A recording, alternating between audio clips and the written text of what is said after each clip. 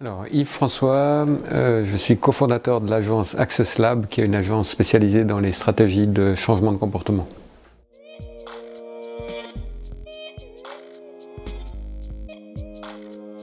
Une des questions, c'est on peut décider de les informer, mais je pense que c'est plus intéressant de se dire qu'on va utiliser le fonctionnement du cerveau pour amener des changements de comportement. Il n'est pas forcément nécessaire de leur expliquer comment le cerveau fonctionne, pourvu qu'on tienne compte des mécanismes naturels du fonctionnement cérébral pour aller dans les directions qui sont les nôtres.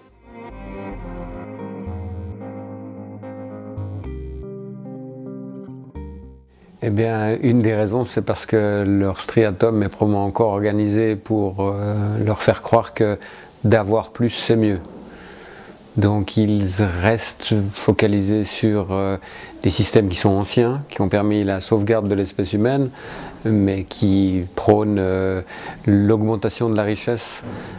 Tous ces termes de croissance, développement économique, augmentation du pouvoir d'achat, etc., c'est des termes qui illustrent que leur striatum fonctionne encore de l'ancienne manière.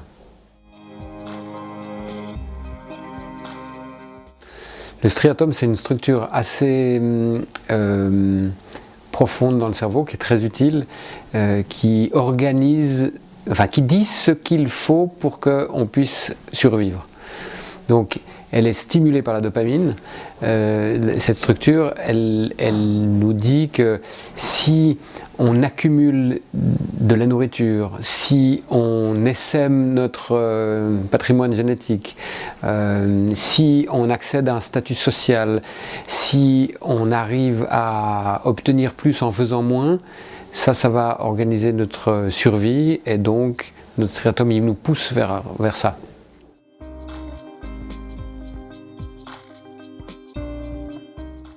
Alors les autres, je ne sais pas.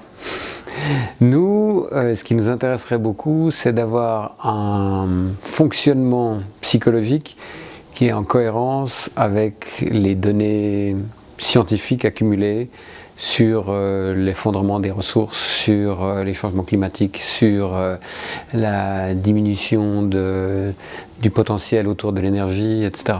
Donc nous, ça nous intéresse beaucoup, essayer d'avoir une influence sur notre fonctionnement cérébral non conscient pour que ça s'adapte aux changements très rapides qui ont lieu dans la société.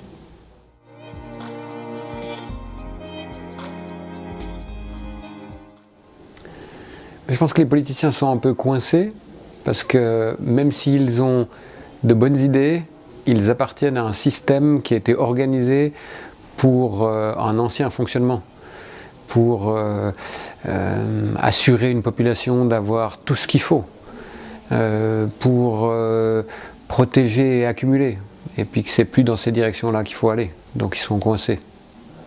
Je crois d'ailleurs assez peu dans l'apport de politiciens pour les changements, et je crois énormément en l'apport de la population, des initiatives collectives, pas individuelles, mais des initiatives collectives de petits groupes qui, elles, s'adressent aux politiciens pour dire on a besoin de ça, est-ce que vous pouvez nous aider pour qu'on atteigne notre objectif?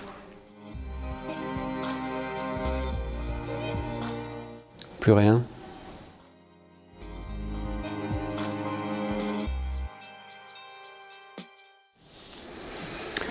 Une compréhension, je pense, une compréhension de la manière dont l'individu fonctionne, parce que si on essaye de faire fi de ça, on se casse la figure. Si on accompagne le fonctionnement psychologique de l'individu et qu'on utilise les ressources du fonctionnement, là on a un potentiel qui est énorme. On a bien plus intérêt à aller dans le sens du fonctionnement de l'individu qu'à contresens.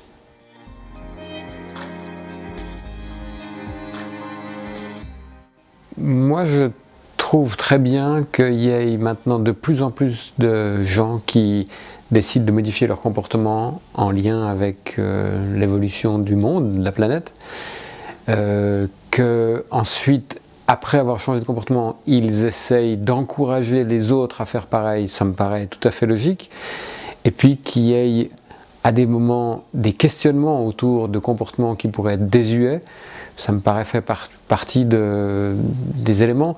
D'ailleurs, je me demande si c'est plus ceux qui continuent de dépenser ou de consommer beaucoup qui ont honte, ou ceux qui ont décidé de modifier leur comportement qui leur font ressentir de la honte. Je ne sais pas dans quel sens ça va.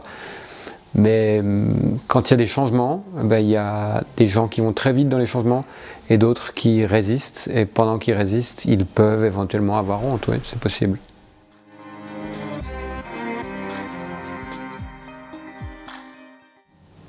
Parce que leur cerveau a déjà changé.